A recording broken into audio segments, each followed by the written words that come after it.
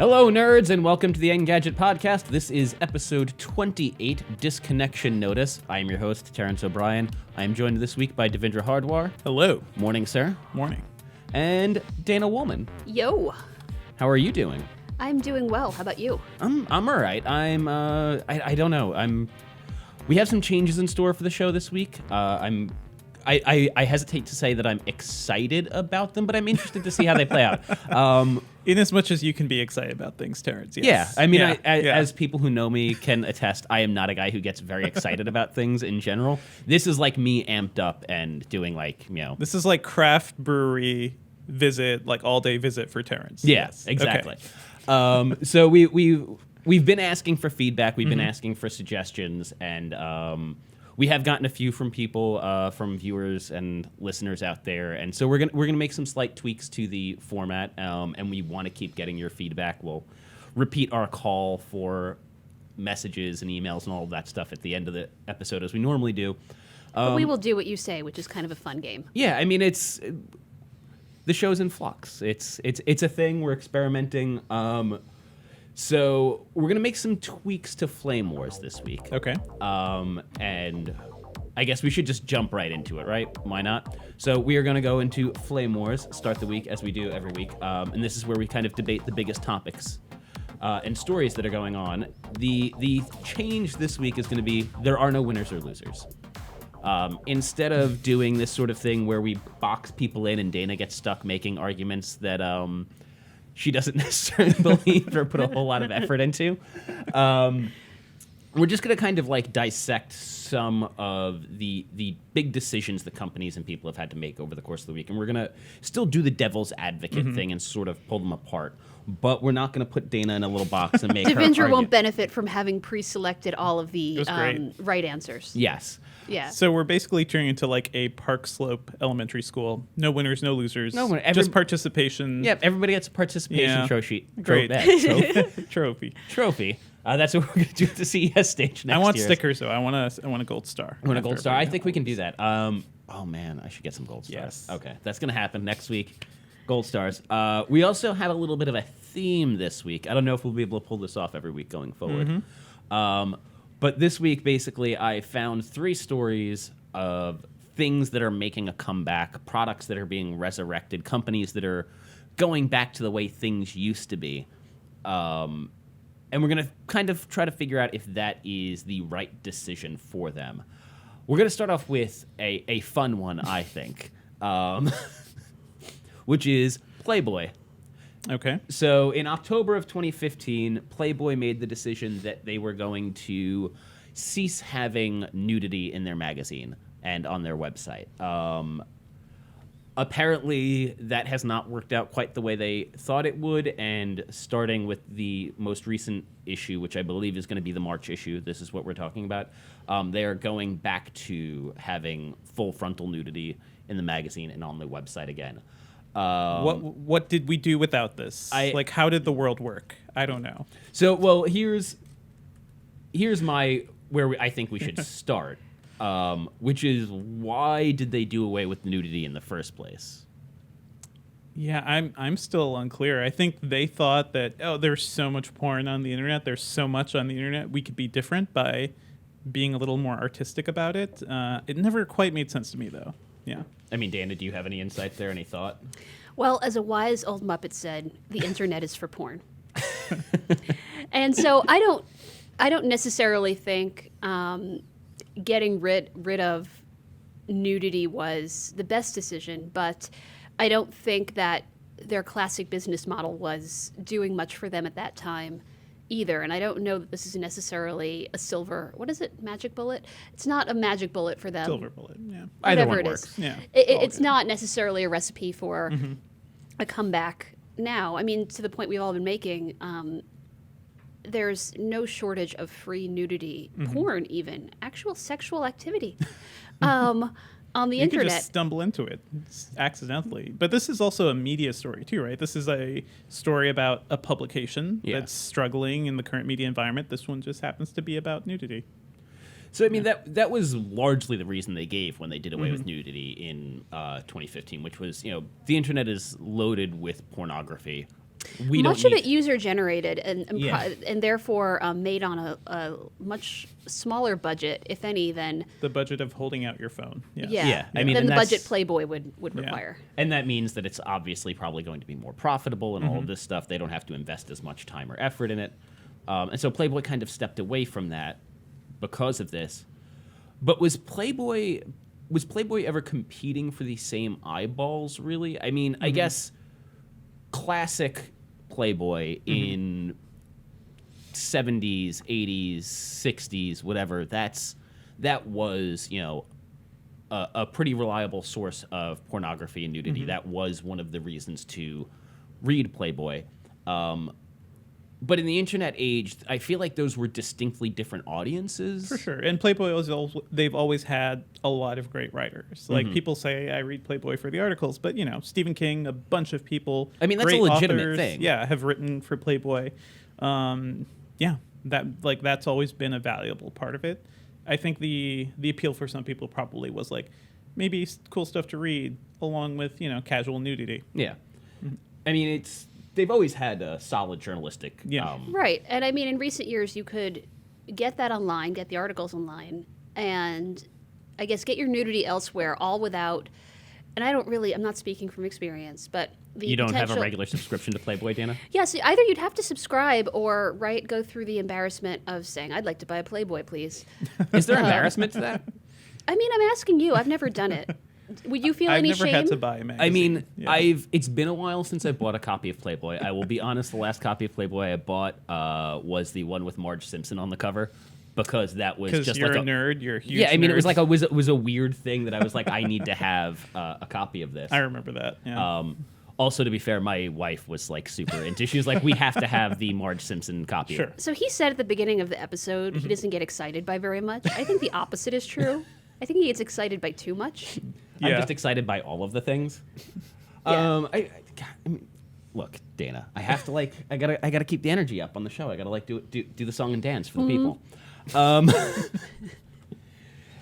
So I mean, it's not. I don't know if it's a silver bullet, but do you think this is, a good way for them to get back to their roots, get a little bit of attention on them again, and maybe, if not boost subscriptions, at least boost readership? Yeah, I mean, I think so. It never made sense to remove it. Hugh Hefner's 25-year-old son, who's now the chief creative officer of this magazine, he's the one kind of pushing this idea of bringing it back. It makes sense just because, even though there's so much porn and so much nudity on the internet, as we've seen from many link-sharing things like Taboola and all those things at the bottom of the articles, having a little bit of nudity or sexiness to an image sells links too. So It there's also, and I mean, one argument you haven't made, I'm arguing on your side now, Okay. is Playboy isn't just a publication, but it's really a whole franchise now. Yeah. It's an institution. There's Playboy branded stuff, and places that you could go, and that brand is worth less if there's not nudity attached to that brand. The one last question, and then we'll move on to the next one, which is, how. I guess it'll help to see the issue of the magazine as well, to see how this works out. But how does Playboy approach nudity in a different way now to help differentiate themselves? I mean, they made sort of a big deal of saying, like, we're going back to it. It's a social statement. But it also seems like they're treating it in a way that is, I guess the argument they'd make is more artistic. It's not necessarily about the nudity. It's about something else. Yeah. That would be a departure just because I think if Playboy had a tagline, I think it would have been before Girl Next Door Naked. Would that be their tagline? Wouldn't it be? I mean, I don't know about I'm that. thinking about Hugh Hefner's type. I don't think that he has a type. Well, the blonde, Playboy bunny type. Yeah, don't but know. I mean, I feel feel like like- we need Trout here But if on this that were his episode type- to talk about this. The Playboy bunny type has changed a lot over the years. I mean, the what is generally considered beautiful by pop culture changes to some extent year after year and generation from generation, and I think Playboy has always reflected that in some way. Sure. Definitely during the 80s, early 90s, it was the blonde focus on bigger breasts and all of that stuff, and then at some point it definitely went back to the more, like you're saying, the girl next door thing. And if you without getting too graphic into too much detail, Tell us more, Terrence. you're definitely going to see some differences in grooming habits if you're looking at a 70s issue of Playboy versus a 2010. Like, I think it's always kind of reflected whatever the modern standards of beauty are. I don't think that it's reflective of a Hugh Hefner type necessarily. Okay. I think it's about presentation at this point. Like the presentation hasn't been artistic. No, and so now how do they do that in an artistic way, in a way that doesn't feel like it's just pornography? This could all be an excuse just for them to get into more VR stuff, because like that's the future of porn, right? So we'll see. The old style right now, I guess, has competition from Sports Illustrated of all places. It's not full frontal nudity. It's true. It may as well be. Yeah, I mean, I think that's actually probably right. That's probably the more direct competition. They're not. Playboy isn't competing with Pornhub or what's the other big one? I feel like there's another one. RedTube. That's the other one. Sure. Yeah. Okay. What's the matter with you, Devindra? I don't know. I'm just like slow right now. But yeah, I feel like maybe the swimsuit issue of Sports Illustrated is probably the more direct competition for them, except that, Casual perverseness. yeah, You know. Except Sports Illustrated acceptable. swimsuit issue does not have quality journalism hiding inside of it. So yeah, I guess I'm kind of interested to see where this goes. We'll see if that's the right decision for them. One of the other big moves this week, a company bringing back something that they'd done away with, was our parent company, Verizon, decided all of a sudden to bring back unlimited data plans. Nate Ingram wrote a piece yesterday about why they did this, and you should go read that. We'll leave a link in the description part as I bang the microphone with my hand because I'm a spaz.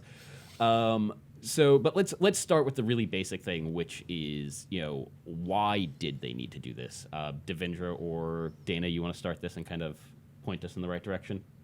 Well, I think what I noticed, I wrote up a recent Sprint plan change that reduced the price of their plans significantly, and this almost seemed like a response to it. And Sprint has had a version of unlimited data for a while with some like throttling for video and stuff. So they've had unlimited, and their unlimited got cheaper. T-Mobile has had unlimited data for a while, also with some bandwidth throttling. So it seemed like the idea of unlimited data is just coming back, and Verizon is nowhere. AT&T still has some sort of option. Verizon has nothing. So Dana, is this a move that you think was necessary for Verizon to kind of stay competitive? I do, and it's interesting. I mean, Nate spent words on this, and you should read the words, but his argument is almost summed up in two different graphs. Graphs showing T-Mobile's steady increase in both subscribers and revenue, whereas Verizon, it's still growing its subscriber base, but at a slower rate, and it's actually the revenue has dropped. So T-Mobile, you could say, hasn't closed the gap, but it's narrowed the gap, and that must have been alarming for Verizon. So I'm where are these numbers at this point? Let's see. Verizon had 114 million subscribers as of the fourth quarter of 2016. T-Mobile had 71.5. So, I mean, that's a pretty sizable difference. It is, but T-Mobile has grown quickly. I can remember when T-Mobile was in fourth place, Yep. and now it's in third in this country. Yeah. I mean, so here's one of the things that I sort of question, which is, Verizon's sales pitch has always been about the quality of the network as opposed to the value proposition. And does all of a sudden deciding that they need to go back to offering an unlimited plan, does that kind of undermine that at all? I mean, perhaps. I do think as we step towards 5G and like what all of that represents, like we're going to have to go back to unlimited data. Like that's the thing. Like these services are getting so cheap, and like there's so much stuff being like, if you have a super fast network, what's the point of who cares if you have the fastest LTE if like you can only drive it around the block a couple of times or something, right? So we need to move to unlimited as we're expanding these networks anyway. So I was expecting this to happen a little later, maybe as we start seeing 5G roll out. But it makes a lot of sense now. LTE networks are pretty great, for everybody. So it's hard for Verizon also to make the quality argument when T-Mobile is almost as good. In specific areas, though. Yeah, but even like within like going through buildings and things like that, like the lower frequency stuff. Like T-Mobile has caught up quite a bit. Maybe if you're in the middle of nowhere, like in the forest somewhere, and you'll probably have better luck with Verizon or AT&T there.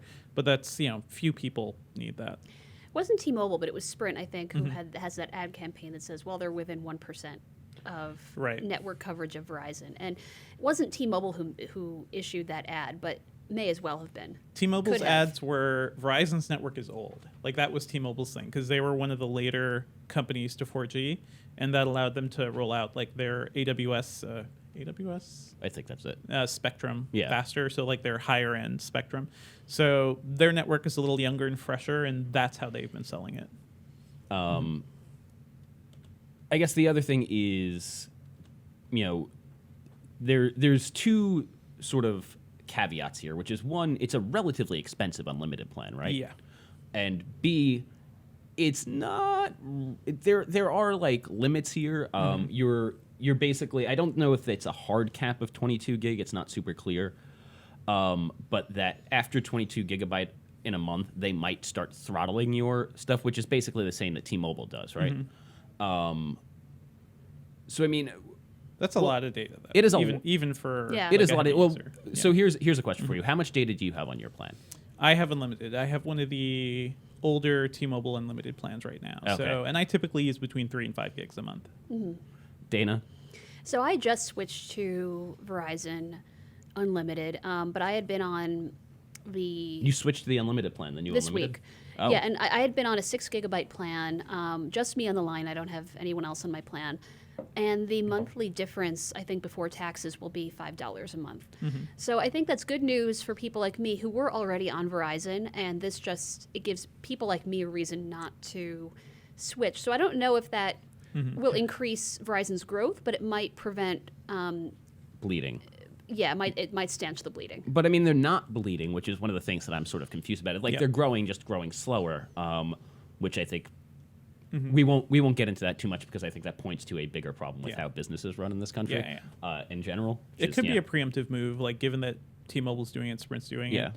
Just as another thing, because T-Mobile has thrown so much at people. Like, it's actually been really fascinating watching them over the past couple years. That is a word I would use to describe watching T-Mobile. Is fascinating. So many things, and seeing John Ledger just get up there and get loud. That's directly led to more subscribers, but all the free features too that they're giving away to people. Like, it's all good stuff, and Verizon has. They've been very traditional and very not vocal about what's what. They even lost their spokesman to Sprint, which I don't understand the point of that either. Yeah, Sprint doesn't have much of a leg to stand on anymore, but it's still interesting. So one question before we move on for you, Dana, since Devindra asked, which is how much data do you use a month? Like, how much do you need that unlimited plan? Not that much, but I mean, depending on the month, certainly when we're at CES or I'm on another work trip where I'm out and about a lot, I start to get those text alerts from Verizon that say you have used 90% of your allotment. And it's happened enough times over the past year that I'd be just as happy to never see one of those warnings again. Fair enough. Yep.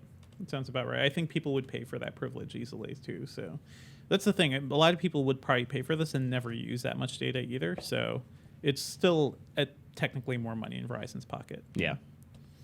All right, our last topic for Flame Wars is the Nokia 3310, which is apparently coming back thanks to, where is this company's name? Is it HMD? Is that the name of the company? Sure, HMD Global, yeah. Yep.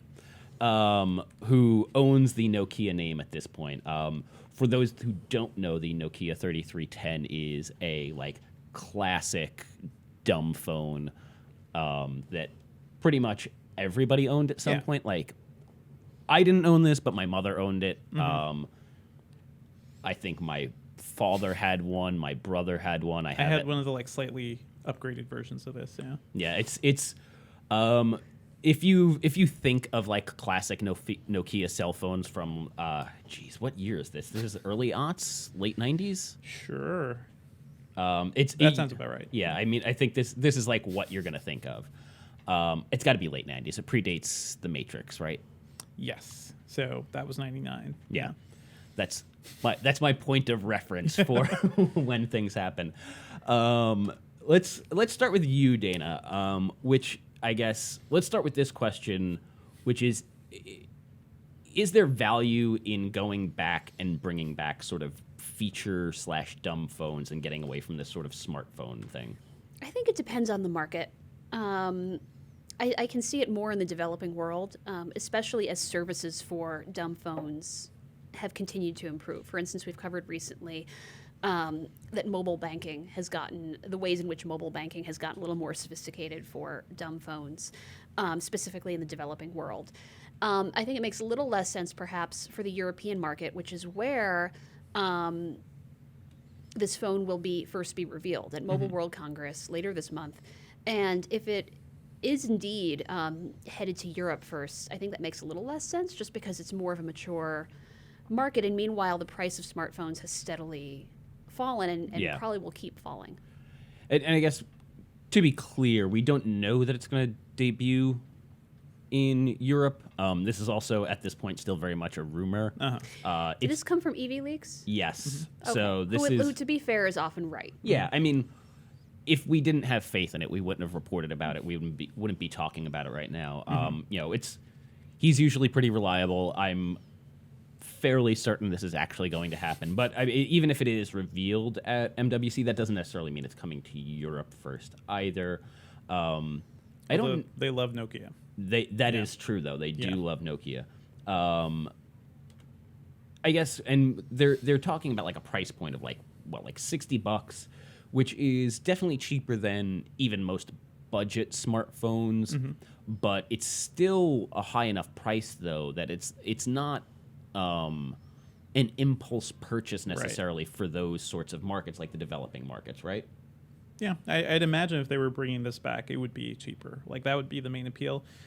It doesn't make sense as a primary phone, but as a secondary phone, something to keep in your car in case your cell phone runs out of juice. Or I guess you could charge with your car now. There are reasons to have phones like this too. Like, even if you try to disconnect from modern technology, I think it's useful to carry something like this around just in an emergency, in case something goes wrong, because it is kind of crazy that it's hard to conceive of a world where we used to be around and not instantly reachable for calling the police or just like reaching loved ones or something. So kind of makes sense in that respect. I'd love to see dumb phones come back for secondary sort of uses like this. I mean, also, they're valuable because I miss monotone ringtones. Just this little program. Yeah. That Nokia sound is pretty good. But this is not the only dumb phone that Nokia has. And like HMD bought all their dumb phone lineup. Pretty much. Like, and that's what they own. there's many of them. This is not like them getting back into the dumb phone market necessarily. This is them bringing back a specific feature phone that feels like a classic. Like, there's a retro nostalgia thing going on here. Didn't we see either Linksys or Netgear do that with one of their routers? Yes, Linksys? Linksys did that. The blue one with all the Why?